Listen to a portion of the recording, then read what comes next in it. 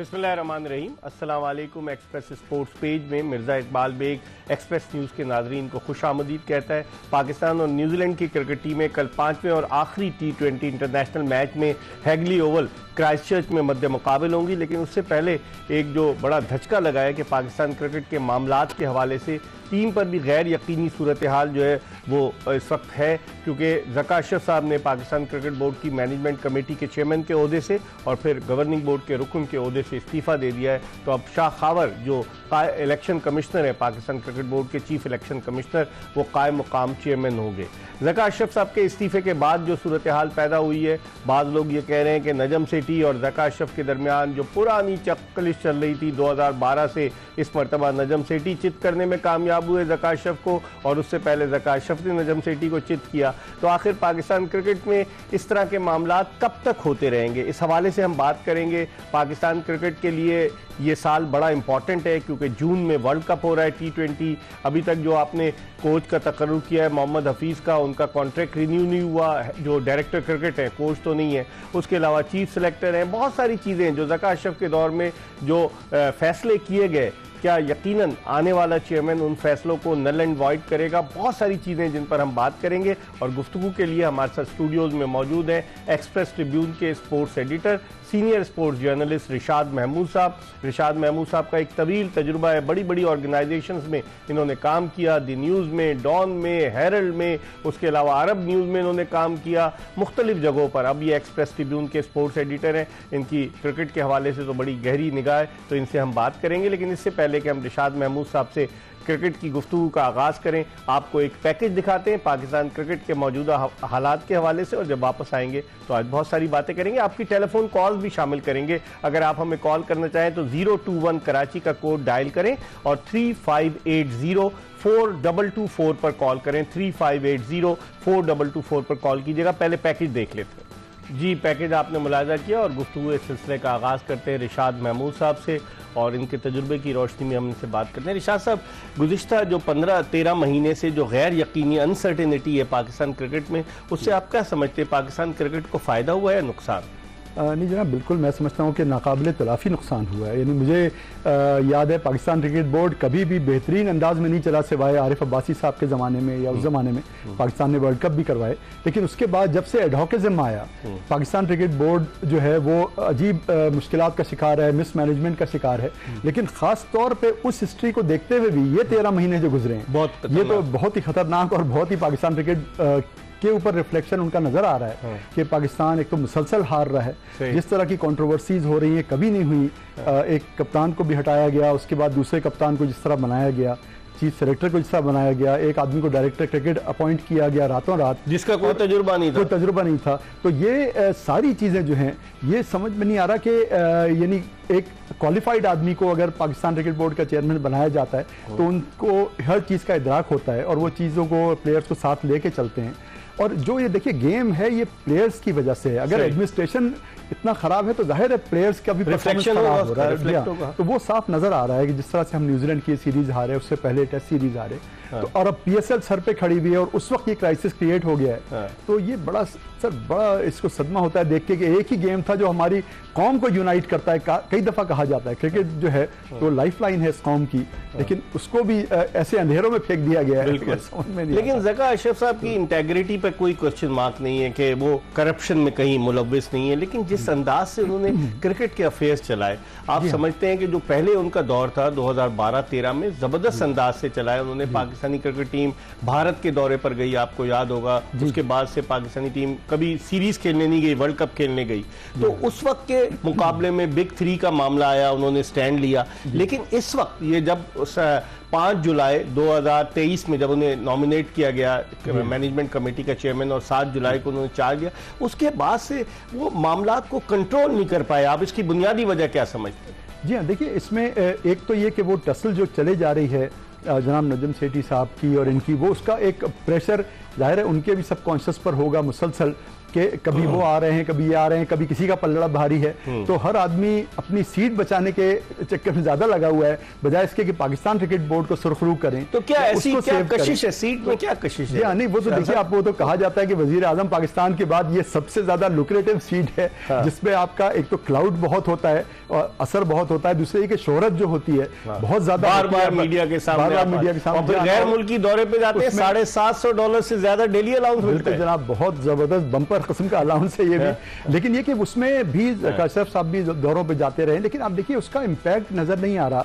Pakistan cricket team के जो हालात चल रहे हैं, जाहिर है वो बहुत ही बुरे। आपने रिजवान की प्रेस कॉन्फ्रेंस देखी, इनडायरेक्टली वो इशारा कर रहे हैं बिल्कुल कि ये टीम मैनेजमेंट का फैसला, फिर घुमा फिरा भी रहे कि सेपरेट किया गया पेयर को, तो इट मींस कि वो अपनी रिसेंटमेंट दिखा रहे थे कल। जी ना, बिल्कुल सही है। और ये देखिए, इससे एक चीज बिल्कुल वाज़ेह हो जाती है कि क्लियर लॉबीज हैं जो टीम में भी हैं, जो पाकिस्तान क्रिकेट बोर्ड में भी हैं। एक मजबूत एडमिनिस्ट्रेटर इन लॉबीज का खात्मा कर सकेगा। बिल्कुल बिल्कुल जनाब, बिल्कुल सही कह रहे हैं। अच्छा देखिए, आपके वो सेंट्रल कॉन्ट्रैक्ट का जो इशू था वो पूरे वर्ल्ड कप में चलता रहा, हम उसकी बातचीत सुनते रहे, और जाने से 2 दिन पहले तो साइन हुआ सेंट्रल कॉन्ट्रैक्ट। जी, सेंट्रल कॉन्ट्रैक्ट। अच्छा, अब हम यहाँ पे वो T20 लीग के नो ऑब्जेक्शन सर्टिफिकेट्स की वो सुन रहे हैं, तो कोई ऐसा मामला चलता रहता है जो प्लेयर्स के डिस्ट्रैक्शन का बाइस बनता है। तो ये एक पुअर एडमिनिस्ट्रेशन की अलामत है कि सही चीजों को सही सिमत में लेके नहीं जाया जा रहा। पुअर एडमिनिस्ट्रेशन की बात की रिशाद साहब ने। प्रोग्राम के पहले कॉलर इस वक्त टेलीफोन लाइन पर हमारे साथ मौजूद है। अस्सलाम वालेकुम। मिर्जा इकबाल बेग भाई, कैसे हैं? खैरियत से हैं सर? बिल्कुल ठीक। कौन साहब कहाँ से बात कर रहे हैं? सर मैं मुल्तान से मुमताज बोल रहा हूँ। जी मुमताज साहब, क्या मैं आपका बहुत बड़ा फैन हूँ, मैं बचपन से आपको देखता आ रहा हूँ। आपकी मोहब्बत बचपन से देख रहे हैं, तो मैं बहुत बूढ़ा हो गया हूँ, फिर कहना क्या चाहेंगे? मतलब बचपन, अभी मेरी कोई मतलब 36 एज है। अच्छा, चले, क्या कहेंगे आप? सर मैं ये कहूँगा कि ये मोहम्मद हफीज और वहाब रियाज, ये दो बंदे वो हैं। मोहम्मद हफीज साहब जब वर्ल्ड कप में टीम सिलेक्शन हो रही थी तो ये उठ के मीटिंग से चले गए थे। अभी यहाँ फैमिली के साथ ये लंदन भी जाते हैं, इंग्लैंड के टूर पे, और यहाँ न्यूजीलैंड में भी वहाँ पे आके प्रेस कॉन्फ्रेंसें करते हैं। और इनका मतलब क्या, इनके हेड कोच बने हुए हैं, डायरेक्टर हैं। समझ गया। आप ये कहना चाह रहे हैं मुमताज साहब के हफीज का और वहाब रियाज का मुस्तकबिल क्या है? आप ये कहना? वहाब रियाज और टेस्ट टीम, जब टेस्ट टीम बनती है तो वहाँ पे वो होते नहीं थे। वो आने के लिए उन्होंने इनकार कर दिया था, फिर अभी वो चीफ सिलेक्टर बने हुए हैं वहाब रियाज साहब। सही। तो इनका क्या मतलब, ये टीम के तबाही के लिए आए हुए हैं दोनों। हाँ, इसका जवाब लेते हैं। बहुत बहुत शुक्रिया मुल्तान से मुमताज साहब ने हमें कॉल किया।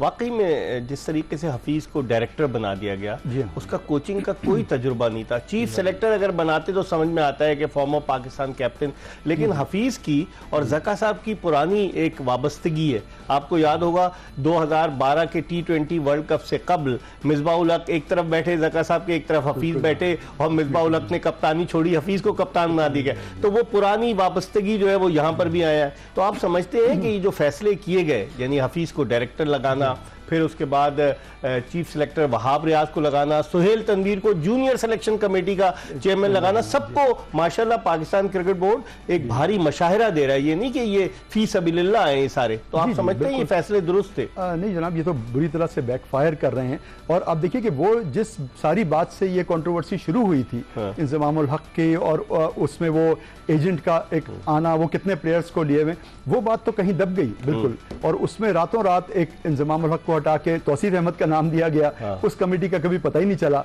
उसके बाद फिर अचानक सुना कि वहाब रियाज आ गए टीम में और चीफ सेलेक्टर की तौर पर। आप एक्सपेक्ट कर रहे थे कि वहाब रियाज चीफ सेलेक्टर बने? अभी तो पिछले साल पेशावर ज़ल्मी से खेल रहे थे। जी, खेल रहे थे, दूसरे के स्पोर्ट्स मिनिस्टर, उनके बाद वो कॉन्फ्लिक्ट ऑफ इंटरेस्ट का भी मामला है। तो ये भी किया गया। दूसरे देखिए, अब हफीज ने उनको एडमिनिस्ट्रेशन का भी कोई अंदाजा नहीं, पाकिस्तान क्रिकेट टीम के साथ डायरेक्टर बना दिया और ऑफिशियल। बिल्कुल सही है। तो वो उनके स्टेटमेंट से ही आप अंदाजा लगा दें कि हम ऑस्ट्रेलिया को ऑस्ट्रेलिया में हरा देंगे, इस तरह की बात। पहला मुकाबला करने नहीं है, हराने आए हैं। अच्छा, पहला टेस्ट हारने के बाद भी उन्होंने कहा कि नहीं, मैं मेंटेन करता हूं कि हम हरा सकते हैं। तो अब किस तरह से 3 दिन में 4 दिन में टेस्ट मैच खत्म हुआ, तो टीम का मोरल डाउन है। फिर उसके अलावा अब ये उनके खिलाफात की खबरें आ रही हैं प्लेयर्स से। न्यूजीलैंड में मुसलसल टीम हार रही है। और जैसे आपने बिल्कुल सही कहा कि प्रेस कॉन्फ्रेंस में जब रिजवान ने ये इंडिकेट कर दिया, तो ये साफ पता चल रहा है कि नाखुश है, एक लॉबी नाखुश है, एक प्लेयर्स की लॉबी। तो ये इस स्पिरिट से कैसे जीत सकते हैं? ठीक है, ये बड़ा अच्छा वैलिड पॉइंट रेज किया रिशाद महमूद साहब ने। एक कॉलर है हमारे साथ इस वक्त टेलीफोन लाइन पर। अस्सलाम वालेकुम।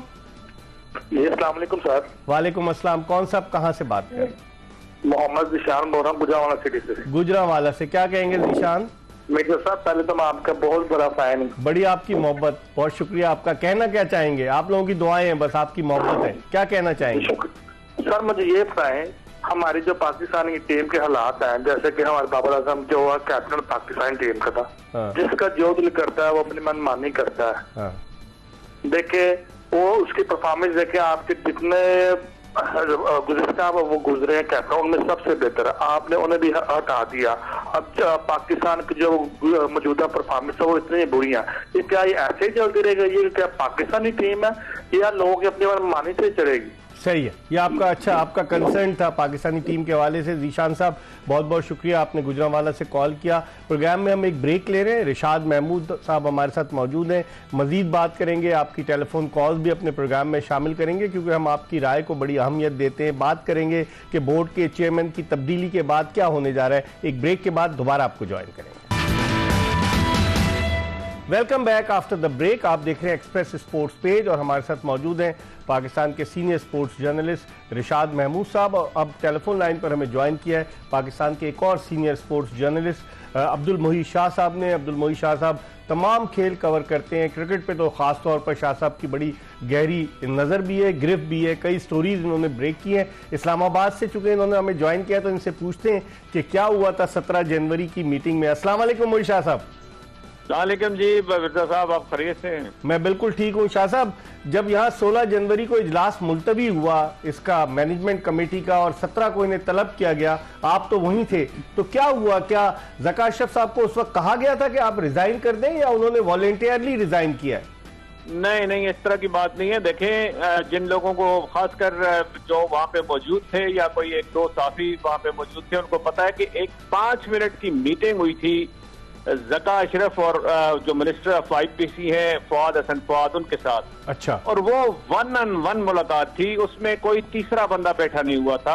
सही। और उसमें जो मुझे पता लगा उसके बाद में, तो उसमें ये इनको कहा गया था कि आप रिजाइन कर दें, आप हम कोई और लाना चाहते हैं या हमारा कोई और प्लान है, तो इसकी आप यहाँ मिसफिट है और आप शायद आप कंटिन्यू न कर सकें, तो इसलिए अच्छा है कि आप खुद ही रिजाइन कर दें। तो ये उसका आउटकम है, उसका फॉल आउट है, और जो इन्होंने कल मीटिंग एक बुला के फिर रेजिग्नेशन अपना पेश किया।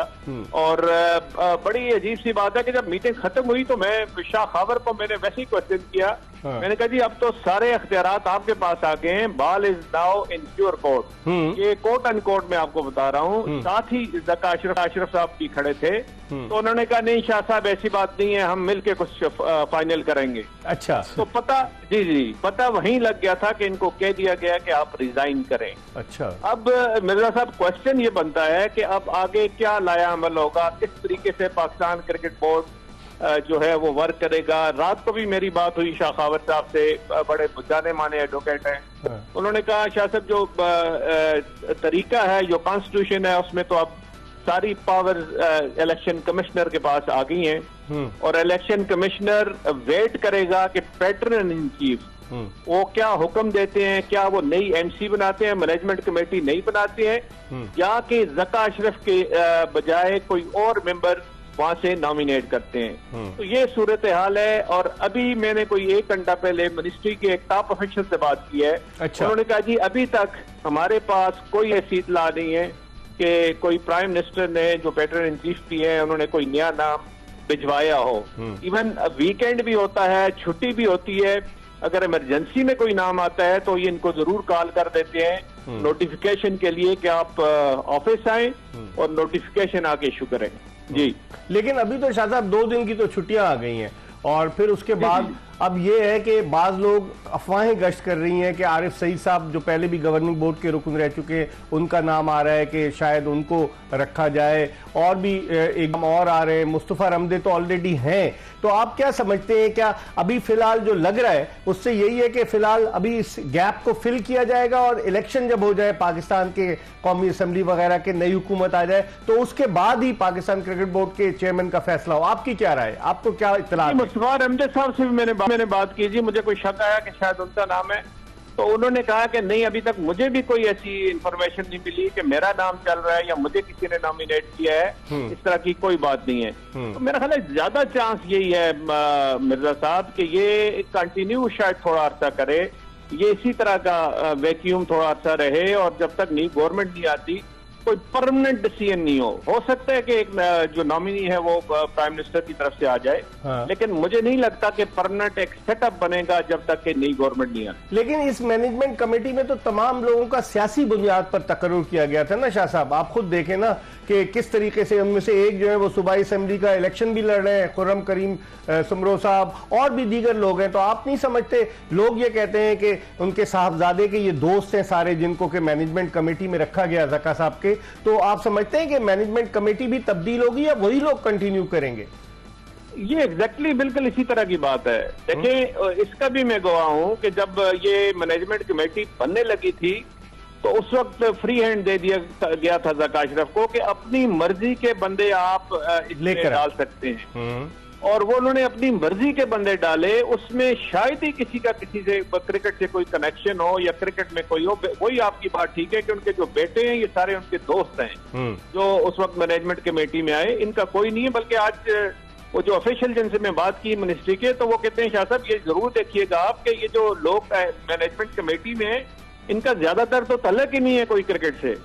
तो ये भी हो सकता है कि टोटल मैनेजमेंट कमेटी ही चेंज हो जाए। अच्छा। लेकिन इस वक्त हम जी वीकेंड आ गया बीच में और हफ्ता इतवार है, तो इस तरह कोई अपडेट इस वक्त लेनी या इस वक्त पता करना जरा मुश्किल हो गया जी। आखिरी सवाल आपसे पूछूंगा, फिर रिशाद साहब की तरफ जाऊंगा। ये बताइए कि मोहम्मद हफीज, वहाब रियाज, सुहेल तनवीर, इनका मुस्तकबिल आप कैसे देख रहे हैं?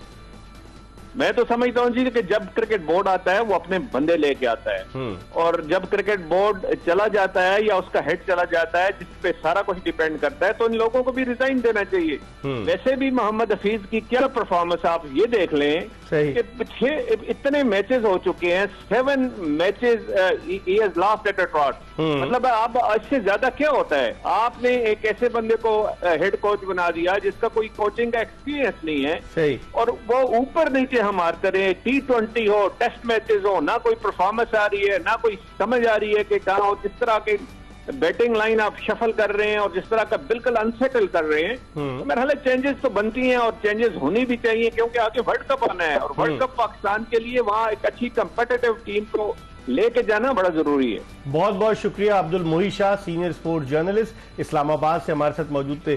रिशाद साहब, उन्होंने बताया कि 5 मिनट की मीटिंग हुई ज़का साहब की और फवाद हसन फवाद की, क्योंकि ये खुद वहां मौजूद थे आईपीसी मिनिस्ट्री में, और 1-on-1 मीटिंग हुई, कोई तीसरा बंदा नहीं था। और इन्होंने कहा कि उन्हें ज़का अशरफ को फवाद हसन फवाद साहब ने कहा कि आप इस्तीफा दे दें, और फिर उन्होंने शायद वक्त मांगा, एक आध दिन गुजरा, क्योंकि 17 तारीख को मीटिंग हुई, 18 को एक पूरा दिन गुजर गया और कल 19 को उन्होंने रिजाइन कर दिया। तो आप समझते हैं खला पैदा हो गया है पाकिस्तान क्रिकेट में?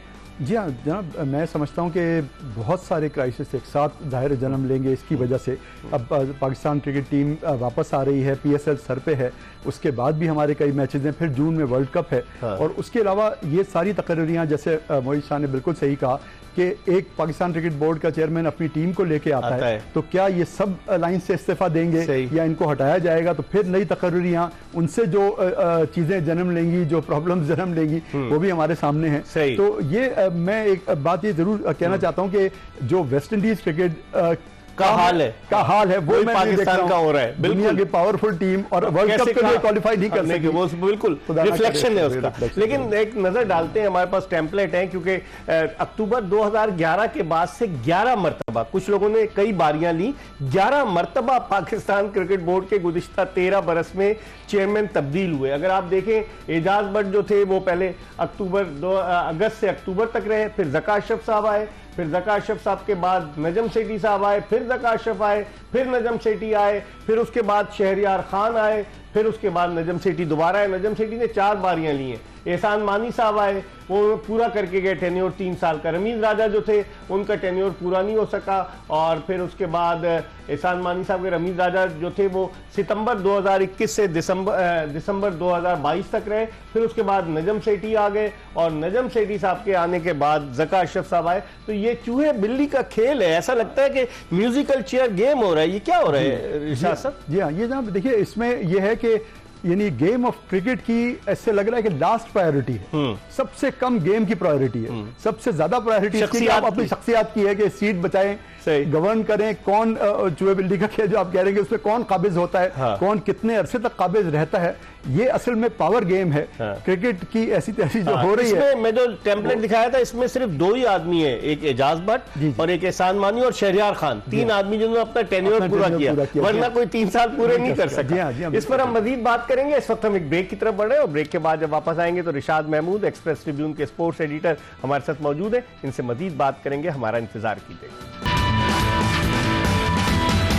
Welcome back after the break. आप देख रहे हैं एक्सप्रेस स्पोर्ट्स पेज, हमारे साथ मौजूद है एक्सप्रेस ट्रिब्यून के स्पोर्ट्स एडिटर रिशाद महमूद साहब। इनसे पहले हमने इस्लामाबाद में मौजूद सीनियर स्पोर्ट्स जर्नलिस्ट अब्दुल मोही शाह से बात की, जिन्होंने बताया कि जो 17 जनवरी को मीटिंग हुई ज़का अशरफ साहब की IPC के जो बैनुल-सूबाई राब्ते के वफाकी वजीर फवाद हसन फवाद साहब से, उसमें क्या हुआ। फवाद हसन फवाद साहब का ताल्लुक रावलपिंडी से, खुद भी क्रिकेट खेलते रहे और अच्छे ब्यूरोक्रेट थे। एक ज़माना था कि प्रिंसिपल सेक्रेटरी थे उस वक्त के वज़ीर आज़म मियाँ नवाज शरीफ के। तो फवाद हसन फवाद को क्रिकेट का बड़ा शौक है और वो इंटरेस्ट भी ले रहे थे। तो मुझे लगता है कि यही बात हुई है। क्या कहेंगे रिशाद साहब, यही बात हुई है? जी हाँ, क्योंकि ये जैसे मोहित शाह साहब ने भी कहा कि वो हार्डली 5 मिनट की मीटिंग थी, तो यानी ये इस तरह से कि पहले एक वो तय हो गया था कि उनको बुला के कन्वे कर दिया जाए। तो मेरे ख्याल में उस लिहाज से ही गवर्नमेंट ने कन्वे कर दिया और ज़का अशरफ साहब को इसलिए आज जो उसका असर सामने आ रहा है, ताकि हटाने से बेहतर था कि बाइज्जत एक इनको एग्जिट का सही रास्ता दिया जाए ना, सेफ एग्जिट दिया जाए। बिल्कुल सेफ एग्जिट दिया, तो वो चीज़ नजर आ रही है। लेकिन फिर वही बात है कि उसके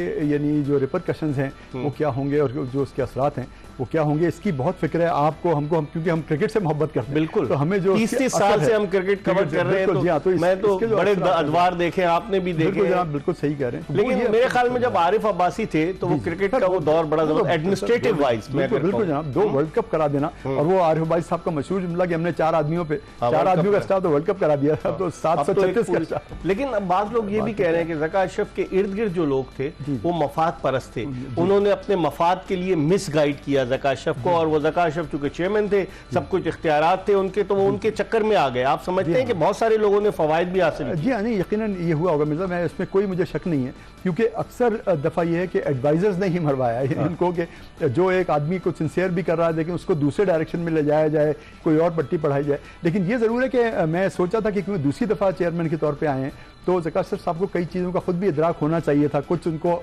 सबक पिछले टेन्योर से भी सीखना चाहिए था, जो कि अनफॉर्चुनेटली नजर नहीं आया। लेकिन दिलचस्प बात है, उनके एक दोस्त हैं मियां अजमत परवेज, साहिवाल से उनका ताल्लुक है, उनको मैनेजमेंट कमेटी में जब लाया गया तो वो इतने जज्बाती हो गए कि उन्होंने गद्दाफी स्टेडियम लाहौर के बाहर पोस्टर लगा दिया और उसमें उन्होंने कहा ज़का अशरफ साहब को PCB का चेयरमैन मुकर्रर होने पे मुबारकबाद, और अपनी तस्वीर भी लगाई, उनकी भी तस्वीर लगाई गद्दाफी स्टेडियम के सामने। बाद में उन्हें एहसास हुआ कि ये PCB के चेयरमैन तो नहीं, मैनेजमेंट कमेटी के जो, तो फिर यही होता है। अस्सलाम वालेकुम। वालेकुम सलाम। हाँ, अब्दुल रऊफ पाकिस्तान के फॉर्मर टेस्ट फास्ट बॉलर हमारे साथ मौजूद हैं, बड़े क्वालिफाइड कोच हैं, बड़ी खरी खरी बातें करते हैं। अब्दुल रऊफ, जो अब खला पैदा हुआ है, पहले तो ये बताइए आप हफीज का, वहाब रियाज का, जो दीगर लोग हैं, उनका मुस्तकबिल क्या देखते हैं? देखिए इकबाल भाई, मेरी तो पहले दिन से यही मौकफ है कि जब तक आप मेरिट पर काम नहीं करेंगे तो आपकी लॉन्ग टर्म पॉलिसी नहीं बनेगी, क्योंकि जब तक आप अपने अपने लोगों को ऑब्लाइज करते रहेंगे तो पाकिस्तानी क्रिकेट फिर इसी तरीके से सफर करती रहेगी। बात वहाब रियाज या हफीज की नहीं है, बात मेरिट की है।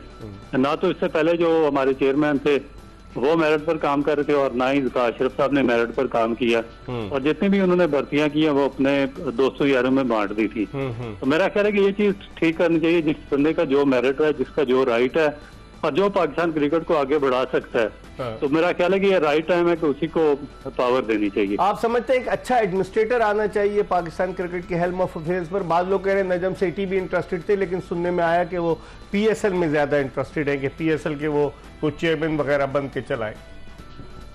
देखिए इकबाल भाई, जब से पाकिस्तान क्रिकेट में पैसा आया तो हर बंदा यहाँ पे इंटरेस्ट लेना शुरू हो गया। इससे पहले जब पैसा नहीं था कोई भी इंटरेस्ट नहीं ले रहा था। तो अब जो बाकी फील्ड है, जिस तरह हॉकी है, कबड्डी है, जो कि बाकी फेडरेशन में, वहाँ पे कोई भी जाना नहीं चाहता, क्योंकि काम तो वहाँ पे भी है। आपको वहाँ पे भी अगर एडमिनिस्ट्रेशन कोई अच्छा है तो उसको वहाँ पर भी जाकर काम करना चाहिए, क्योंकि वहाँ पर काम की ज्यादा जरूरत है। तो सारे इसीलिए यहाँ पर आते हैं कि उन्होंने यहाँ पर दिहाड़ियां वगैरह लगानी होती है, अपने बंधु को ऑब्लाइज करना होता है, अपने दोस्तों को, रिश्तेदारों को, और जो अपने खानदान के अफराद होते हैं उनको फायदा पहुंचाना होता है। इससे पाकिस्तान की जितनी भी स्पोर्ट्स है वो बिल्कुल मिलिया मेट होकर रहेगी, और स्पेशली क्रिकेट भी उसी तरफ पर जा रही है। तो मेरा ख्याल है कि ये अब टाइम है कि हमारे जो हाई ऑफिशियल्स हैं, गवर्नमेंट चलाने वाले जो स्टेक होल्डर्स हैं, उनको चाहिए कि प्रॉपर लोगों को चांस दे ताकि पाकिस्तान क्रिकेट का भी वही हाल ना हो जो आपकी आखिरी अस्पाश का हो चुका है। अभी पता कलामी होती है अब्दुल रऊफ, अभी रिशाद महमूद साहब इशारा कर रहे थे कि वेस्ट इंडियन क्रिकेट बोर्ड का क्या हाल हुआ, वहां पर भी तो बहुत सियासत थी ना, उनकी टीम वर्ल्ड कप के लिए भी क्वालिफाई नहीं कर सकी। देखिए एक बात है, ये 3 क्रिकेट बोर्ड हैं, एक जो श्रीलंकन क्रिकेट बोर्ड है, जिम्बाब्वेन क्रिकेट बोर्ड और वेस्ट इंडियन क्रिकेट बोर्ड है। ये तीनों बिल्कुल बर्बादी का शिकार है और चौथा पाकिस्तान क्रिकेट बोर्ड भी उसी रास्ते पर चल रहा है। अगर पाकिस्तान क्रिकेट बोर्ड भी उसी रास्ते पर चलता रहा तो मेरा ख्याल है कि ये वो दिन दूर नहीं कि पाकिस्तान भी उसी लाइन में खड़ा होगा जिसमें श्रीलंका, जिम्बाब्वे और वेस्ट इंडीज खड़े हैं। क्योंकि हमारे पास टैलेंट है, मगर हमारा उस टैलेंट को आगे फ्लोरिश करने के लिए और उसको आगे चलाने के लिए हमारे पास एडमिनिस्ट्रेटर अच्छे नहीं है और जो भी आता है वो अपने अपने लोगों को ऑब्लाइज करना शुरू कर देता है। तो ये चीज देखनी पड़ेगी गवर्नमेंट को। ठीक है, बहुत बहुत शुक्रिया अब्दुल रऊफ, आपने हमें ज्वाइन किया। पाकिस्तान के former test fast bowler Abdul Rauf वो हमसे बात कर रहे थे। एक ब्रेक की तरफ बढ़े और ब्रेक के बाद जब वापस आएंगे रिशाद महमूद से मजीद गुफ्तगू करेंगे। Stay tune to Express news. Welcome back after the break. आप देख रहे हैं एक्सप्रेस स्पोर्ट्स पेज और हमारे साथ मौजूद हैं senior sports journalist, express Tribune के स्पोर्ट्स एडिटर रिशाद महमूद साहब, जिनसे हम बात कर रहे हैं। और ब्रेक पे जाने से कबल हमने बात की पाकिस्तान के former test fast bowler Abdul Rauf से, जिनका ये कहना था कि मेरिट पर अगर इंतखाब होगा कोचेस का, सिलेक्टर्स का, और पाकिस्तान क्रिकेट बेहतरी की तरफ गामजन होगी, वरना पाकिस्तान क्रिकेट का हाल उन्होंने खदशे का इजहार किया कि कहीं जिम्बाब्वे, श्रीलंका और वेस्ट इंडीज जैसा ना हो जाए। रिशाद साहब, अब जो हालात बन रहे हैं, अब जिस तरह मोहित शाह की आपने गुफ्तगू सुनी कि फ्राइडे, सैटरडे, संडे तो बंद है ऑफिसेज, उसके बाद कोई पेशरफ्त होगी और फिर उसके बाद आप देखते हैं कि इंतजार करेंगे ये हुकूमत के आने का, या फिर ये समझते हैं कि अब चूंकि मामलात गंभीर हो गए, PSL भी आ रही है तो ये यही करेंगे? जी हाँ, यानी जनाब ये है तो इमरजेंसी इशू, मेरे ख्याल में इस पर अगर इतवार को भी कोई पेशरफ्त हो जाए तो अच्छा है, क्योंकि जो स्टेबिलिटी पाकिस्तान क्रिकेट को चाहिए वो खत्म हो गई बिल्कुल। और जितना देर लगाएंगे उतना ही वो ज्यादा ही साजिशों का एक जाल शुरू हो जाएगा और लोग आसरे में आ जाएंगे ना, आपको पता है बिल्कुल PCB के चेयरमैन बनने की दौड़ में लोग शुरू हो जाएंगे, सिफारिशें लगाना शुरू हो जाएंगे। बिल्कुल जनाब। अच्छा, एक और चीज जो मैं देख रहा हूँ वो ये देख रहा हूँ जो पिछले 2 दिन में कि एक बाबर आजम की जो लॉबी है वो दोबारा उनकी तरफ से आवाजें आनी शुरू हो गई हैं। तो कोई अजब नहीं कि एक नए चेयरमैन जो आए वो ये कहें कि शायद वो पिछले उन्होंने बोर्ड ने गलती की बाबर आजम को हटा के, तो फिर वो हम उनका कहीं वापसी कोई देखें तो उससे और मजीद कॉम्प्लिकेट होंगे मैटर्स, क्योंकि बाबर आजम जल्दी आप फैसले करेंगे तो फिर आपकी स्टेबिलिटी तो रहेगी नहीं रहेगी। जी हाँ, बिल्कुल सही कह रहे हैं। 2 नए कप्तान मुकर्रर किए, शान मसूद और शाह अफरीदी, लेकिन ये कि फिर भी पाकिस्तान हार रहा है, तो ये इसका एक मजहर नजर आ रहा है कि यानी जो प्लेयर्स हैं वो मेंटली डिस्टर्ब हैं। वो पूरी तरह अब्दुल्ला शफीक जो टेक्निकली इतना साउंड प्लेयर हैं, जिस तरह से ऑस्ट्रेलिया में आउट हुए, फेल हुए, तो ये सारी चीज़ें ये नहीं कि उनमें टैलेंट नहीं है या टेक्निक का प्रॉब्लम है, लेकिन बात यह है कि जहनी तौर पे भी तो वो कभी एक साउंड उनको एक सोच मिले कि भाई टोटली अपने गेम पे कंसंट्रेट करें। वहाँ पे भी ये इश्यूज जो चल रहे हैं कि जो नो ऑब्जेक्शन सर्टिफिकेट T20 तो वो उसमें भी एक जो सुना था कि हफीज से इख्तलाफात प्लेयर्स के हुए वो इस इशू पे हुए, तो भाई ये चीजें जो हैं ये क्लोज डोर में सॉर्ट आउट हो जानी चाहिए, लेकिन पब्लिकली आ रही है ना, बाहर निकल रही है। तो इस दौरे पे प्लेयर्स का जब फोकस बढ़ता है, जी हाँ, वो हटता है फोकस, तो फिर यही नतीजे निकलते हैं। और कल की लोग ये कर रहे हैं कि अगर कहीं हारे तो बड़े अरसे के बाद एक क्लीन स्वीप 5-0 T20 जो हमारा स्ट्रॉन्ग पॉइंट था, जिसमें एक अच्छा रिकॉर्ड था, चैंपियन रहे। अभी तो हम फाइनल में 2022 के T20 वर्ल्ड कप के फाइनल में पहुंचे, 2021 के सेमीफाइनल में पहुंचे, उससे पहले एशिया कप के फाइनल में इंडिया को हराया। बिल्कुल सही कह रहे हैं, बिल्कुल सही कह रहे हैं। तो उसमें उसके बाद से एकदम से यहाँ तक वो आ जाना कि भाई हम एक मैच नहीं जीत सके इस दौरे पे, ये बड़ा एक बहुत ही पुअर रिफ्लेक्शन है। अब आप क्या समझते हैं रिशाद साहब, मैनेजमेंट कमेटी, जिस तरह मैंने मोहित शाह से भी पूछा कि इसमें तब्दीली होगी, क्योंकि उन्होंने खुद बताया कि जब ज़का अशरफ साहब चेयरमैन बने थे मैनेजमेंट कमेटी के, उन्हें फ्री हैंड दिया गया था कि आप अपने लोगों को लेकर आए।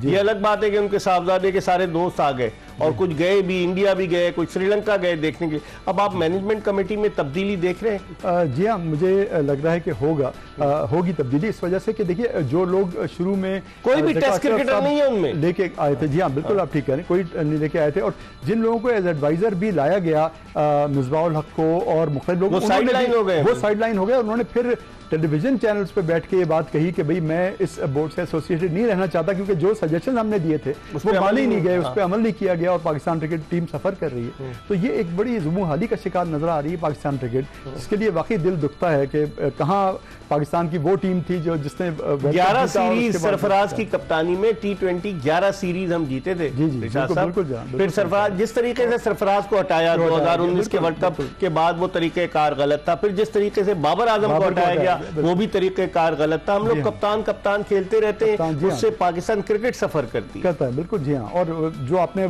चार्ट जो दिखाया उससे तो हम कप्तानों की तरह चेयरमैन भी 11 चेयरमैन जो है एक दूसरे को, चाहे म्यूजिकल चेयर गेम क्यों ना हो, सेठी साहब का और ज़का अशरफ का म्यूजिकल चेयर गेम था, कभी वो रहते थे कभी वो रहते थे। तो स्टेबिलिटी तो सिर्फ एजाज भट्ट के दौर में थी, 3 साल गुजारे, एहसान मानी साहब ने थी, शहरियार खान बड़े सीजन डिप्लोमेट थे, उन्होंने गुजारे और कोई इतनी कंट्रोवर्सी नहीं हुई इन लोगों के दौर में। जी हाँ, बिल्कुल सही कह रहे हैं। और ये मुझे याद है कि मैंने शहरियार खान साहब का एक इंटरव्यू लिया था, तो उन्होंने एक बात ये कही थी जब वो हट गए थे, कि उन्होंने कहा कि मेरे एक बहुत अजीज दोस्त ने मुझे कहा कि पाकिस्तान क्रिकेट बोर्ड में जब मैं चेयरमैन बन रहा था, उन्होंने कहा कहाँ जा रहे हो ये, तो उन्होंने कहा कि तुम्हें याद नहीं मैं रुवांडा में एडमिनिस्ट्रेटर रहा हूँ, पाकिस्तान का मतलब एम्बेसडर रहा हूँ रुवांडा में, जहाँ पे लैंड माइन्स बिछी हुई थी। तो उन्होंने कहा कि बिलीव मी पीसीबी उससे ज्यादा खतरनाक जगह है। अच्छा, चलिए शहरियार खान साहब खतरनाक है। ये अच्छे एक लाइटर नोट पे रिशाद साहब ने जिक्र किया। इसके साथ ही एक्सप्रेस स्पोर्ट्स पेज की ये एपिसोड अपने इख्तिताम को पहुंची। कल पाकिस्तान और न्यूजीलैंड का T20 मैच है। कल इंशाल्लाह अगर जिंदगी ने वफा की तो फिर एक मरतबा आपकी खिदमत में हाजिर होंगे। मिर्जा इकबाल बेग और एक्सप्रेस न्यूज की पूरी प्रोडक्शन टीम को इजाजत दीजिए। अल्लाह हाफिज।